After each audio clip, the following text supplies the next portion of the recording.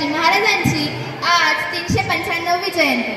शिवरायांबद्दल अधिक जाणून घेण्याकरिता मी नंदिनी चव्हाणला आपले मनोगत व्यक्त करण्यासाठी मंचावर आमंत्रित करते. नंदिनी चव्हाण. श्रीमंत श्री श्री छत्रपती शिवाजी महाराज की या घोषणा आजही ऐकल्या की सगळ्यांच्या छाती अभिमानाने भरून येतात. असे आपले राजे आजही शेकडो मराठ्यांच्या मनावर कष्ट होऊन जीवाचा भंडारा करून रयतेचा स्वाभिमान व अस्तित्वाचे संरक्षण करणारे आपले हे एकमेव राजे. ज्या काळी देव सुद्धा सुरक्षित नव्हते त्या काळी देवाला संरक्षण देणारे फौजा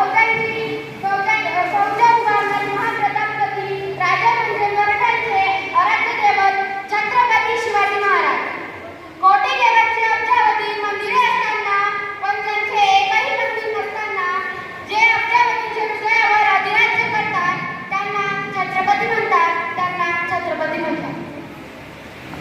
स्वतंत्र साम्राज्याचे शिल्पकार श्री छत्रपती शिवाजी महाराज यांचा जन्म 16 फेब्रुवारी 1930 या साली जिजाऊ यांच्या पोटी शिवनेरी गडावरती झाला.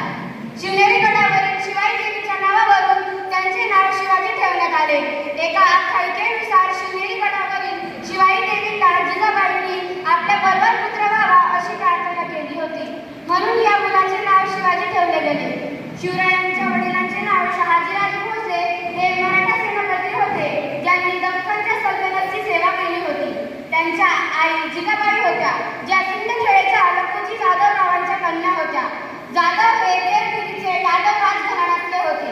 शिवाजी महाराजांच्या जन्माच्या वेळी दख्खनमधील राजसत्ता विजापूर, अहमदनगर आणि गोवळकोंडा या 3 इस्लामी सल्तनतीमध्ये विभागलेली होती. शहाजीराजांनी आपली निष्ठा वेळोवेळी अहमदनगरच्या निजामशाही, विजापूरची आदिलशाही आणि मुघल यांच्या दरम्यान बदलली, पण त्यांचे पुढे हे नेहमीच आपली जहागिरी ठेवली आणि स्वतःची एक लहानशी फौज पदरी घेतली. छत्रपती शिवाजी महाराज हे मराठा जातीतील आणि भोसले कुळातील त्यांचे आजोबा मालोजी अहमदनगर सल्तनतचे एक प्रभावशाली सेनापती होते आणि त्यांना राजा ही उपाधी देण्यात आली होती.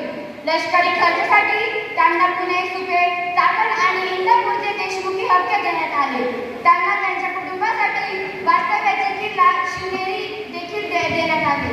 शेवट मी एवढंच म्हणेन, श्वासात रोखली वादळ, डोळ्यात रोखली आग, श्वासात रोखली वादळ, डोळ्यात रोखली आग, हातात धरली तलवार, छातीत धरले पोलाद, हातात धरली तलवार, छातीत धरले पोलाद, दंड हा महाराज